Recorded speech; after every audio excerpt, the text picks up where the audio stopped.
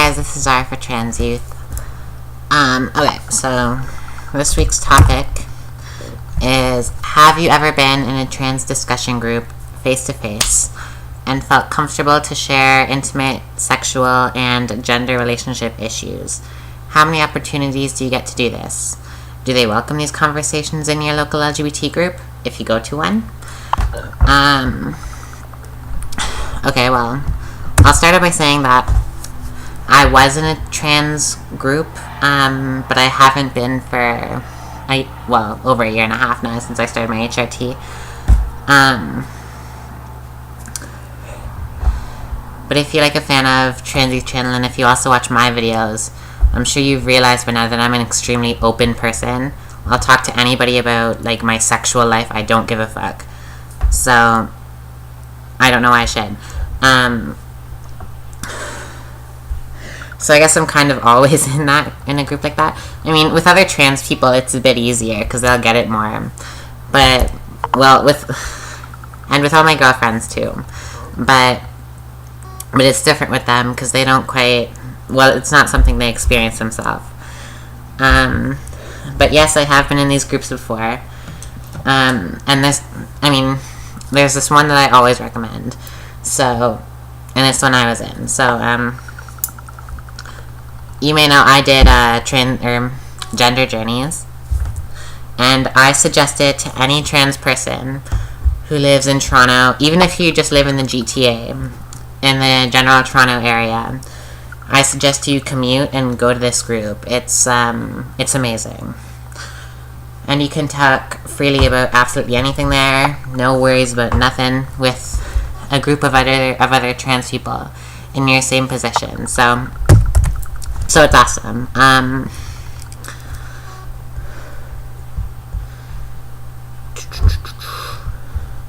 Well, as I said, it's not something I do anymore, but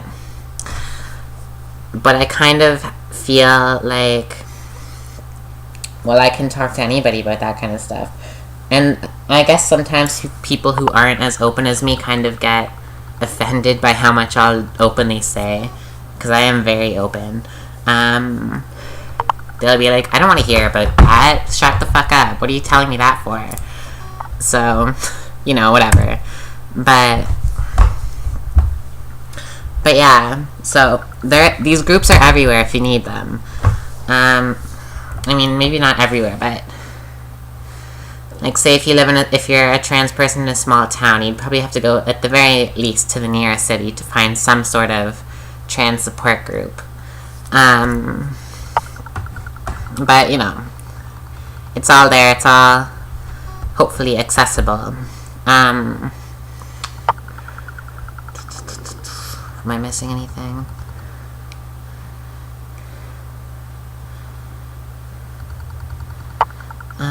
Well, and do they welcome these conversations at your local LGBT group? I don't see why they wouldn't. I mean, it's not super often, unless you have a lot of other trans friends outside the group, where you get the opportunity to talk about these kind of things with people who will get it as much as you will.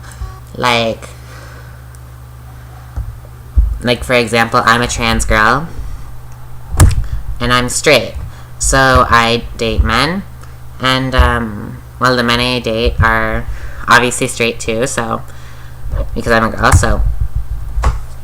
so we have sex, and then my male genitalia is just kind of out of the way, so that's kind of a thing that you can discuss with other trans girls, but cis girls wouldn't get it. So if I were to mention something like that around my girlfriends, well, my cis girlfriends, then they'd be like, oh, how does that work out? And then my friends who are trans girls would be like, I fucking hate that. Why is this fucking thing still here? I get it. I know your pain. I want to have vaginal sex. Yeah. So they all just get it more. Am I missing anything? Yeah, I think I got all of it. So yeah, just if you need a group like that, then find one. Or just, find someone who understands. And I wouldn't say it always has to be face-to-face. I mean, I'm sure there are probably groups like that are not face-to-face. Like, you might be able to find a blog or something online. If, say, you're one of those people who lives in a shithole small town, and there's absolutely nothing in your town for LGBT people, nearest city is like 2 hours away, you can't get there, no car, then you might be able to find something online. There's always resources, I guess. So, there's always something you can do. So, yeah. This is Zara for Trans Youth. If you want to ask us a question, email to transyouthchannel@gmail.com. Yeah.